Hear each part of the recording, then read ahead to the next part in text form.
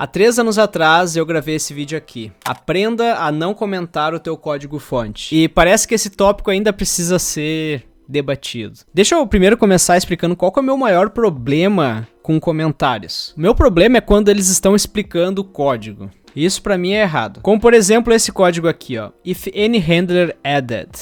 Check if any init added a handler. Qual seria outra interpretação desse if aqui? Cara, se tu precisa de um comentário para dizer o que o teu código tá fazendo, talvez tu pode melhorar o teu código. E se tu acha que só programador inexperiente comete esse erro, na verdade não. Olha esse código aqui da JetBrains, lá do pacote do Kotlin X Coroutines. Olha só, o código aqui tem um comentário e começa o seguinte, começa que o if tá fazendo a negação de um booleano. Então, se ao contrário de isActive, tu vai executar isso aqui. E o comentário diz o seguinte, verificar se já está fechado para o envio. E eu comecei a desconfiar, por que tem esse comentário? E aí eu vim aqui em cima e eu comecei a procurar outros usos do isActive. E olha só o que eu achei aqui nas propriedades dessa mesma classe.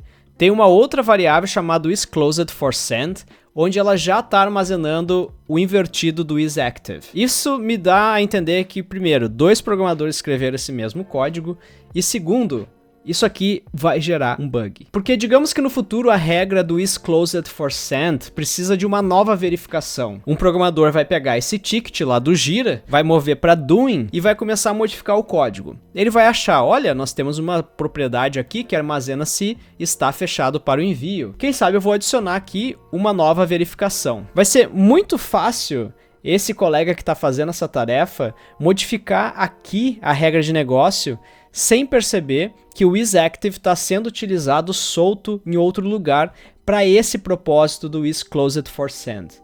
Então não é só uma questão de, Lucas, vamos melhorar o código para remover o comentário porque o Lucas não gosta de comentário. Não é só por não gostar de comentário, é que na maioria das vezes quando tu comenta, o teu código provavelmente está inserindo um bug. Ok, eu estou generalizando aqui, tem formas de comentar o código e motivos para isso. Mas o meu ponto é, quando tu como programador tu sentiu a necessidade de comentar o teu código, para pelo menos uns 5 minutos para refletir o porquê que tu tá comentando o código e se tu poderia melhorar ele. O fato de que aqui o código do próprio Kotlin X Coroutines tem 2 fontes de verdades para uma mesma informação, isso é um problema. Então, obrigado JetBrains por deixar eu utilizar o teu código aqui para explicar por que comentários no código são ruins. Eu acho que assim, ó, se tu escreve no comentário o porquê que algo é estranho, por alguma definição técnica ou de negócio que tá fora daquele pacote, daquele arquivo, para mim faz total sentido. E sim, Victor,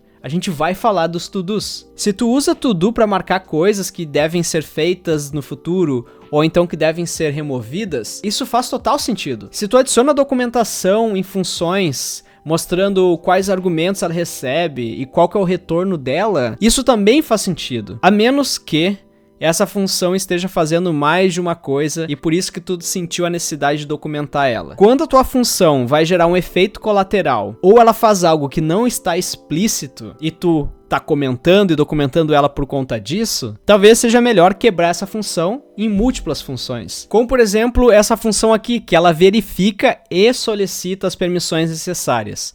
Sendo que acima disso, na verdade, ela está enviando um sinal para Activity e também colocando coisas no ViewModel. Assim, não tem problema tu documentar uma função para que o IntelliSense faça o trabalho dele. E para que assim fique claro pro teu colega que, cara, ele tá chamando aquela função e o autocomplete está ali ajudando ele e sabe o que a função retorna e sabe quais argumentos ele precisa passar. Isso é show de bola. Mas o teu código precisa ser autoexplicativo. E ele não precisa depender de um comentário para que ele seja entendido. E aí depois a gente entra em outro tópico que são as más práticas, né?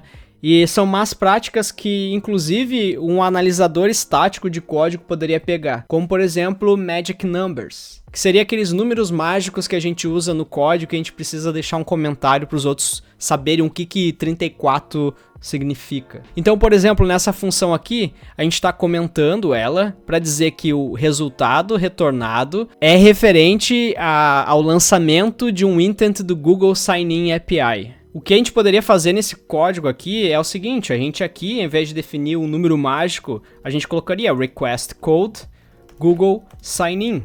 E isso elimina toda a necessidade de ter aquele comentário. Então a gente pode remover esse comentário e a gente simplesmente lê o código. If request code igual I request code Google Sign In, tu executa o Google Sign In account from intent. Eu não sei, na minha opinião, ler o código é muito mais rápido do que ler o comentário, porque depois que tu lê o comentário, tu vai ter que também ler o código de novo. Mas eu entendo, muitas vezes o código, ele vai ser meio horrível de ler. Eu não sei, cara, muitos influenciadores de tecnologia aí, eles ficam pregando que a gente precisa ler vários livros, né? Porque tu tem que ler o Clean Code, porque tu tem que ler o Clean Architecture, e ok, eu acho que tu deve ler também esses livros, mas talvez a gente pudesse simplesmente parar e pensar em como que a gente quer ler o nosso código e pensar menos em como que a gente precisa escrever ele. Se tu se preocupar em como um código é lido, provavelmente tu vai escrever ele muito melhor. Eu não sei.